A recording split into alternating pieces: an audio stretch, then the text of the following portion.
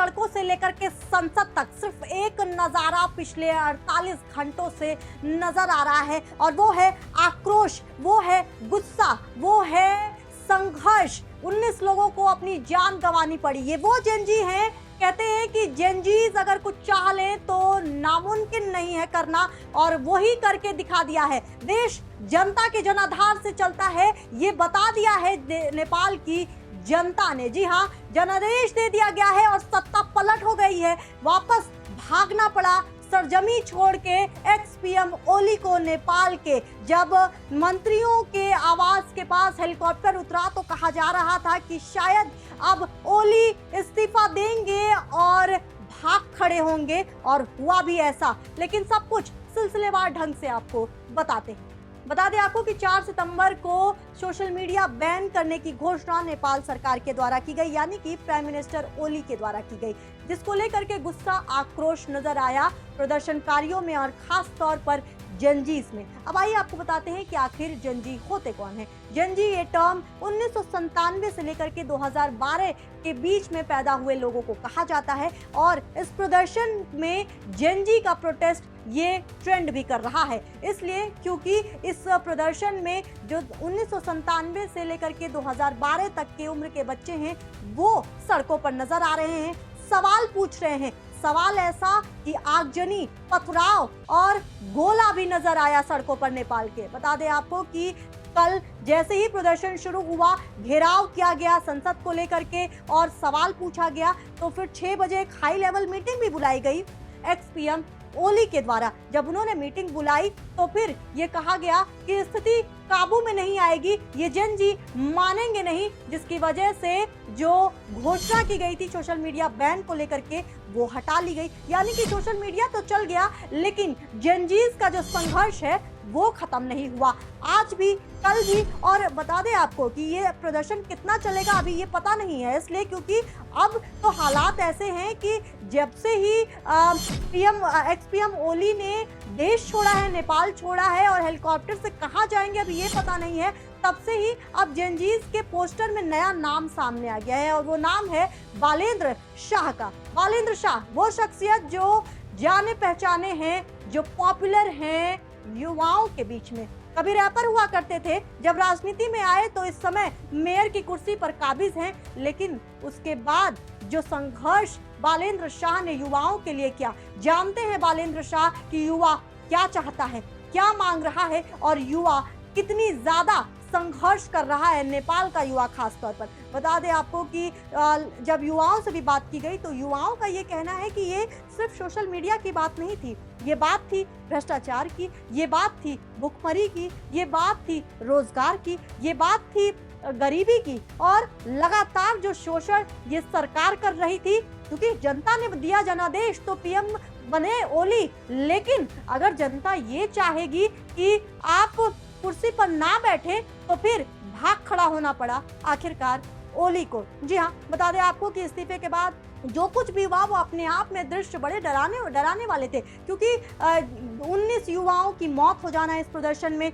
इसके साथ ही जब लगातार ये प्रदर्शन चल रहा था 100 से ज़्यादा आंकड़े ये बताए जा रहे हैं कि लोग घायल हो चुके हैं। प्रशासन की तरफ से आंसू गैस के जो गोले हैं वो दागे गए, पथराव किया गया, इधर से युवाओं के से पथराव किया गया, और इन सब के बीच में बता दें आपको कि ना सिर्फ बालेंद्र शाह ने समर्थन दिया युवाओं को, बल्कि मानवाधिकार संगठन जो नेपाल में है उन्होंने भी समर्थन किया है, और जिसकी वजह से ये तस्वीरें हम देख रहे हैं। जब जैसे ही प्रदर्शनकारी सड़कों पर उतरे तो वहां के कृषि मंत्री, वहां के हेल्थ मिनिस्टर, वहां के होम मिनिस्टर ने इस्तीफा दे दिया, और ये कह के इस्तीफा दिया। बड़ी बात है, देखिए कि किसी देश के होम मिनिस्टर ये कह दे कि जो प्राइम मिनिस्टर हैं वो जनता की बात नहीं सुनते हैं, और ना ही जिस तरीके से वो सत्ता चला रहे हैं वो कहीं से भी लीगल है, और जिसकी वजह से वो इस्तीफा दे रहे हैं। ये इस्तीफा आया और तभी से ये कयास लगाए जा रहे थे कि तख्ता पलट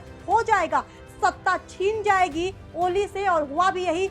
आज जब उन्होंने इस्तीफा दिया तो फिर लगातार अब ये भी कयास लगाए जा रहे थे कि आखिर कहाँ जाएंगे, शरणार्थी कौन बनेंगे। क्योंकि पिछले कई समय से जब हम देख रहे हैं, अगर वर्ल्ड मैप की बात करें तो श्रीलंका में क्या हुआ, जब श्रीलंका के में जनता का आक्रोश दिखा तो भागना पड़ा वहां के पीएम को। बांग्लादेश में क्या हुआ, जब वहां पर आक्रोश जनता का आया तो प्राइम मिनिस्टर को भागना पड़ा।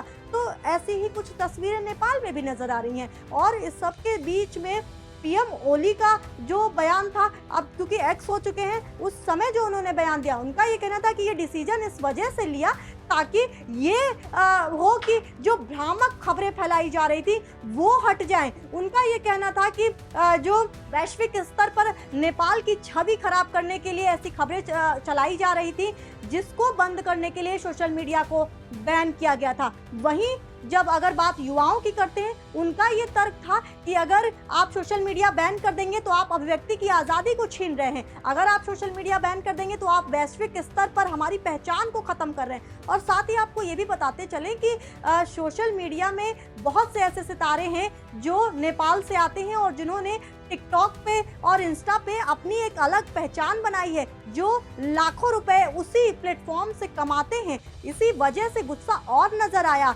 जिसके बाद ये इस्तीफे की कार्रवाई की गई। इसके साथ ही आपको बता दें कि इस्तीफा मंजूर कर लिया गया। जैसे ही इस्तीफा पीएम ओली ने, एक्स पीएम ओली ने दिया था, उसके बाद से ही अब सवाल उठ रहे हैं कि आखिर अगला पीएम कौन, नेपाल का अगला पीएम कौन बनेगा। हालांकि जो युवा हैं, जो प्रदर्शनकारी हैं, उनकी ये गुहार ये है कि अंतरिम पीएम बालेंद्र शाह को बनाया जाए। बता दें आपको कि वही बालेंद्र शाह हैं जो आज नहीं लाइमलाइट में, इससे पहले भी वो लाइमलाइट में आए थे जब उन्होंने वहां के कर्मचारियों के वेतन के लिए बात की थी। बता दें आपको कि पिछले कुछ समय से वहां के जो नेपाल के कर्मचारी थे वो परेशान थे, जिनके समर्थन में बालेंद्र शाह खड़े थे। और उन्होंने दो टूक में एक्स पीएम ओली को लेकर के ये बात कही थी कि जाइए, जो करना है कर लीजिए, समर्थन देंगे और साथ खड़े रहेंगे कर्मचारियों के जब तक वेतन नहीं मिलेगा। तो ये लड़ाई बालेंद्र शाह और लड़ाई जो एक्स पीएम ओली है, ये नई नहीं है। इससे पहले भी ये टकराव होता रहा है और वो वही कारण भी है कि युवाओं का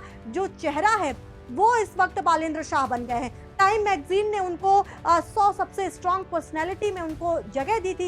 ये भी अपने आप में उनको उस श्रेणी से, उस लीग से अलग करता है। जो तस्वीरें आई प्रशासन को लेकर के, बता दें आपको कि लगातार ये खबरें चल रही थी कि क्या आर्मी चीफ के अंडर में अब नेपाल आ जाएगा, क्योंकि जैसे ही इस्तीफा दिया गया तो ये भी एक खबर आ रही थी कि खुद एक्स पीएम ओली ने मदद मांगी थी आर्मी चीफ से, और तब आर्मी चीफ ने ये कहा था कि पहले इस्तीफा दीजिए, उसके बाद कुछ सोचेंगे। क्योंकि इस्तीफा देने में ही एक्स पीएम ओली ने बहुत वक्त लगा दिया, तो ये कयास उठ रहे थे कि आखिर अगला मूव होने क्या वाला है।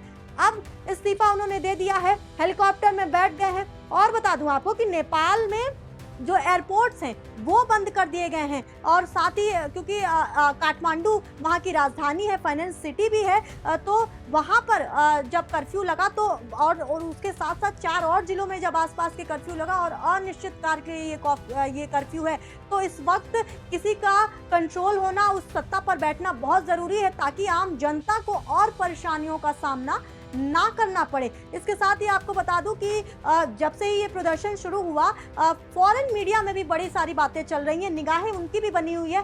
भारत में एमईए ने सुबह ये स्टेटमेंट जारी किया, क्योंकि नेपाल के कई नागरिक, नेपाल में बहुत सारे नागरिक भारतीय भी हैं, तो एमईए ने उनके लिए भी ये स्टेटमेंट जारी किया कि हम आपको सुरक्षित रखेंगे, स्वस्थ रहिए, ख्याल रखिए अपना। बता दें आपको कि बंगाल की मुख्यमंत्री ममता बनर्जी ने भी बयान दिया है, क्योंकि वहाँ के बंगाल की सीमावर्ती में इलाकों में जो नेपाल से जुड़ते हैं, उसमें दार्जिलिंग आता है, कालिम्पोंग आता है, तो उनका भी ये अपील उनके द्वारा किया गया कि शांति बनाए रखिए, किसी तरीके की कोई दिक्कत नहीं है। और उन्होंने अपील नेपाल से भी की है कि विदेश जो हमारा जो पड़ोसी है वो शांत रहे, ताकि उसका असर बाकी पड़ोसी देशों पर ना पड़े। अब क्या कुछ होगा, क्योंकि लगातार निगाहें बनी हुई हैं सबकी नेपाल को लेकर के। कहीं ना कहीं इसको जोड़ के देखा जा रहा है कि भारत की दृष्टि से भी बहुत अहम है, क्योंकि बहुत सारे इलाके हैं जो नेपाल से जुड़ते हैं। चाहे अगर बात करें आप सिद्धार्थनगर की तरफ चले जाएं तो वहाँ भी नेपाल का बॉर्डर है, अगर आप बिहार की तरफ चले जाएं तो वहाँ भी नेपाल का बॉर्डर है, बंगाल चले जाएंगे तो वहाँ भी नेपाल का बॉर्डर है। तो भारत के लिहाज से भी, और क्योंकि नेपाल में काठमांडू में जाने वाले बहुत सारे विजिटर्स हैं जो भारत से ही जाते हैं और देश के अलग अलग हिस्सों से जाते हैं। तो भारत के लिहाज से भी नेपाल का शांत रहना, सुरक्षित रहना, स्वस्थ रहना बड़ा ज़रूरी हो जाता है। वहीं अभी लेटेस्ट खबर आपको ये दे देती हूँ कि इंडिगो ने काठमांडू से आने वाली सभी फ्लाइट्स को बंद कर दिया है, यानी कि भारत में भी तैयारियां पूरी हैं। प्रदर्शन, जनाधार और जनादेश क्या कुछ तीनों शब्दों में मिलकर बनते हैं? क्योंकि अगर जनता ने जनादेश दिया कि पीएम ओली कुर्सी पर बैठे, तो जनता ने ये तय भी किया, जनता का जनादेश ये भी था कि अब पीएम ओली एक्स पीएम ओली बन जाए। आप क्या सोचते हैं? कमेंट के माध्यम से जरूर बताइएगा और देखते रहिएगा आज की खबर।